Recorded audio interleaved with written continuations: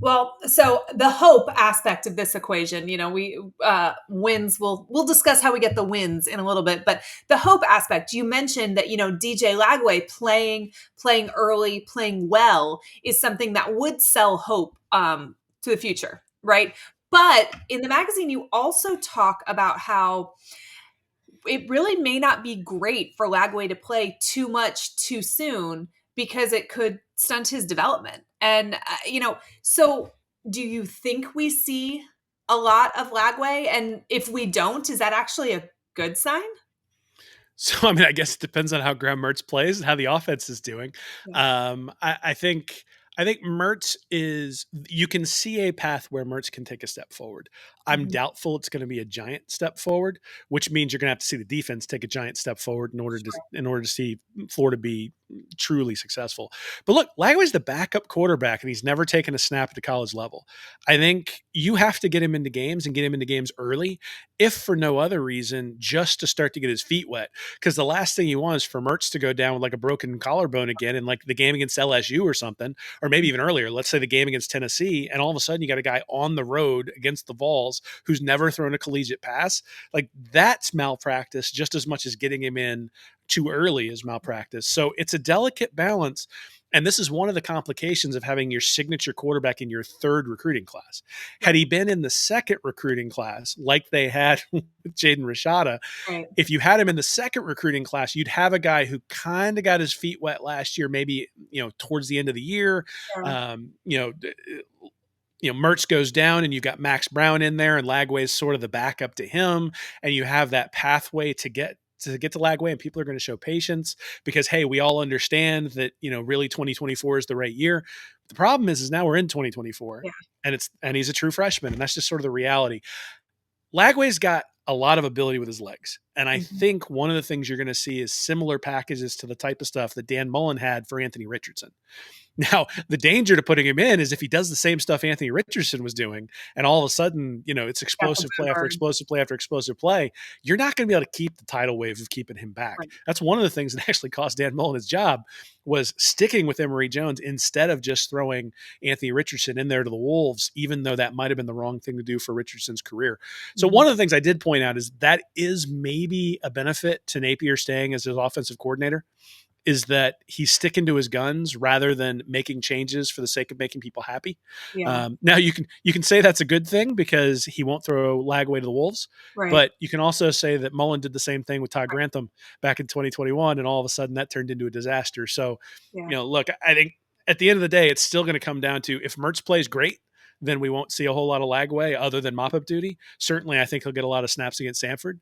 If Mertz is sort of Mertz from last year, it's going to be a lot of close games. If Florida doesn't pull out a couple of them early, then you're going to kind of have to go to Lagway, just because that's the only way you keep your job, is if the star quarterback is coming in there and is showing what he can do or what he can be.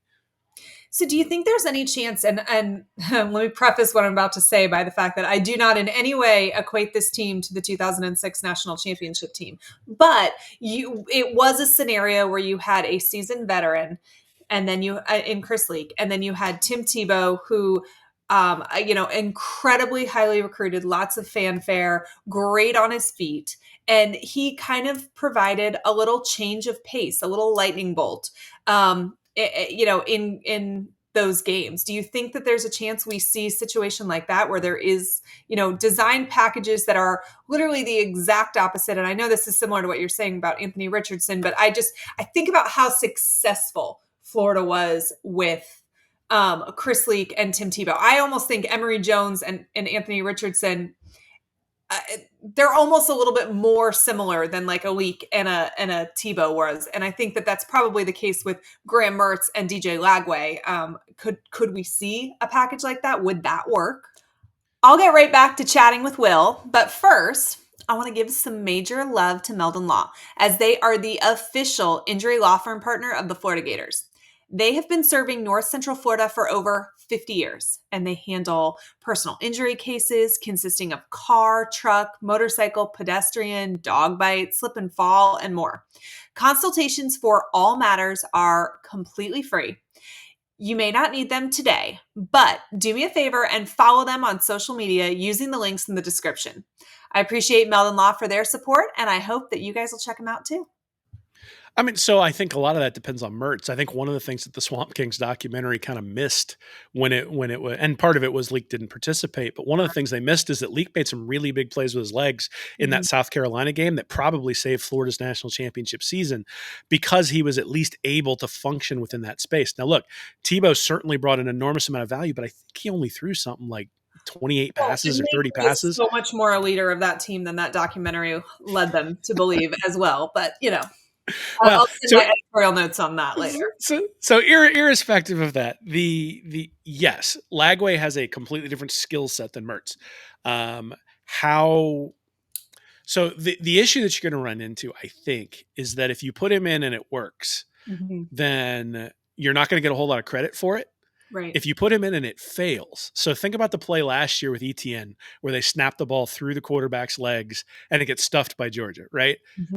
The play itself, some misdirection to kind of try to confuse the Georgia defense, not necessarily a terrible call. Now, the offensive line did a crappy job of blocking it, and it wasn't necessarily well executed. I could certainly think you can criticize that, but it's also really easy to go criticize a fourth down play that doesn't go well.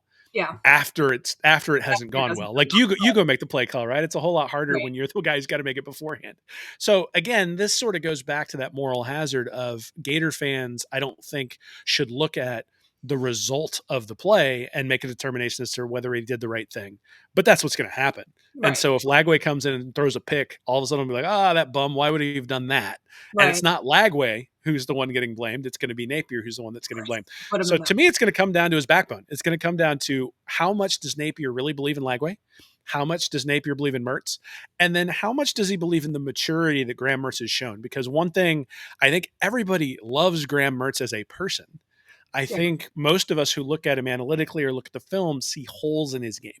Sure. And so the question is, can you fill the holes with DJ Lagway? So one of the things Mertz did not do last year was go downfield basically at all. And he checked down a ton. In fact, the most out of any quarterback in the SEC who started more than 5 games. And so the fact that he was just checking down. He was actually really efficient when he went deep. He just didn't ever go deep very often. And there are times where you can see there are opportunities to take the shot, and he didn't do it. Yeah. So one of the things I'm wondering is, do you use Lagway to fill that hole? Say, look, we're going to try to take some deep shots. We're going to put a guy who's a little bit more aggressive in there, and there's going to be this running component. And if you think about the way Florida used Tebow, in the Tennessee game, it was almost exclusively as a battering ram.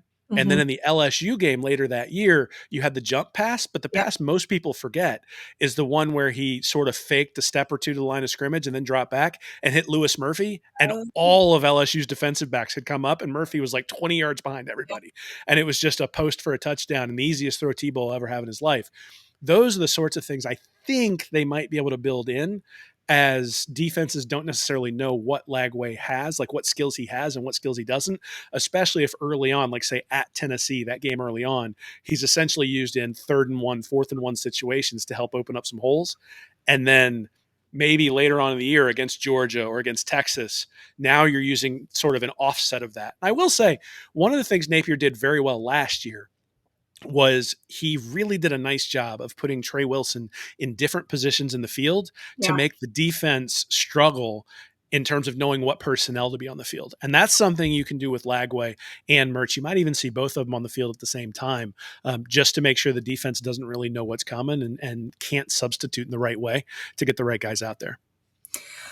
All right, we are talking with Will Miles of Read and Reaction. His 2024 preview magazine is out. You can buy it on Amazon.